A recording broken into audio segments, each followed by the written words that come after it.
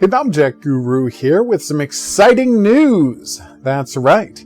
User WasUp has revealed code that makes it look like Frankstone is going to be coming out on September 3rd. Obviously, this is super exciting. I wasn't expecting to get it till, October, November, maybe even Christmas. So this is huge if true. And I will say I'm leaning towards it being true for one reason and one reason only. I had previously been told that the working title of the casting of Frank Stone was Black Hole, like the same way the code name for The Devil in Me was Architects of Murder, and like you can still see that in the file names. I was told that Black Hole was the code name for casting of Frank Stone. There was no reason to mention that because it hadn't been confirmed. But now that we have two different sources referring to casting of Frank Stone's working title as Black Hole, suggests that this is probably accurate. September 3rd is a Tuesday. That's the day new video games come out. Now, yes, Supermassive Games normally release their games on Fridays because they are cinematic events, but this is being published by Behavior Interactive. And it would not be surprising if they had the normal Tuesday release schedule that all games come out on. Which, and I'm sure you know this already, but I'll say it anyway, is because of Sonic the Hedgehog 2. So that's right, we could be just 10 weeks away from the release of the casting of Frank Stone.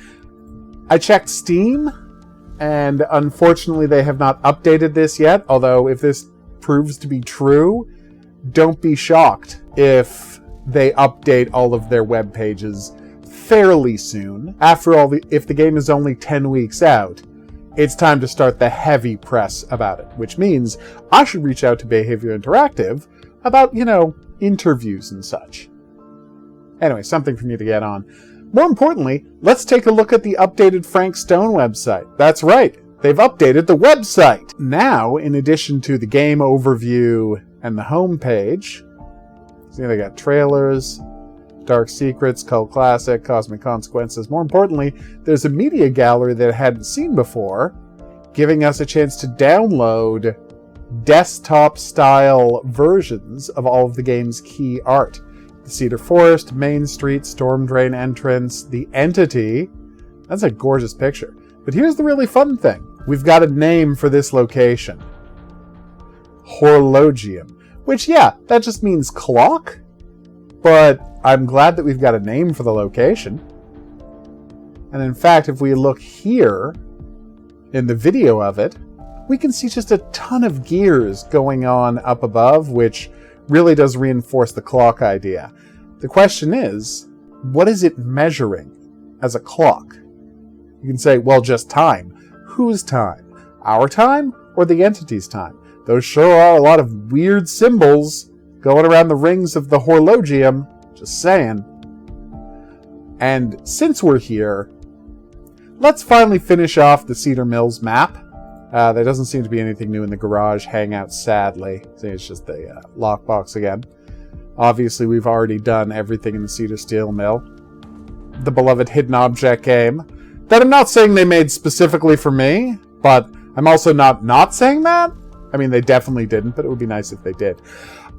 Still no update on what this black location is. It seems to be important, but it has not been associated. Fun fact here about the pharmacy. The map's a little off, because if you look at this picture here, you can clearly see that the space they've labeled the pharmacy is actually both the pharmacy and Baumburger, with one more building to Baumburger's side being the corner.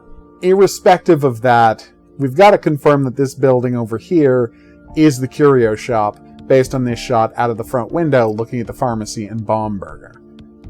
Now the only question remains, hey, what's going on with the scratched out star location? Luckily we're dealing with a font and not handwriting, so we're able to do this, which is copy over the various letters and see how they match up. So that is, as you can see, the R matches perfectly. The E also matches perfectly to that swoop down there. We got a T that we're going to pop right on top here. Now things get a little tougher because we don't actually know what a capital T, which would be right like here, or their H, which would be right here, looks like. But based on the size of the E,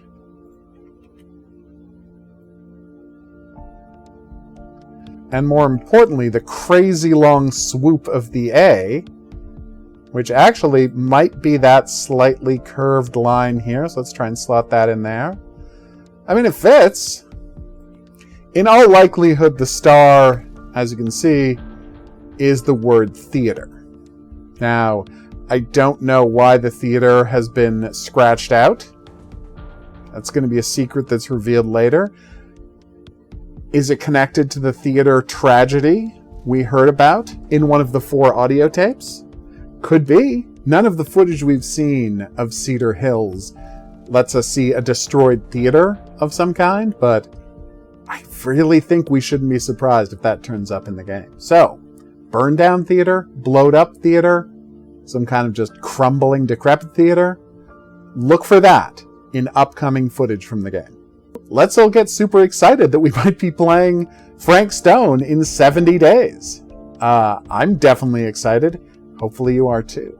For now, though, I've been the Hidden Object Guru. Thanks for watching. If you had a good time and you'd like to see more of those buttons coming up to help with that.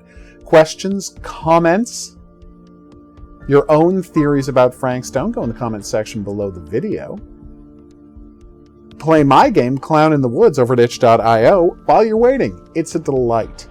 We'll see you back here for more Frank Stone news when it becomes available. But until then, I'll say that's right. Au revoir.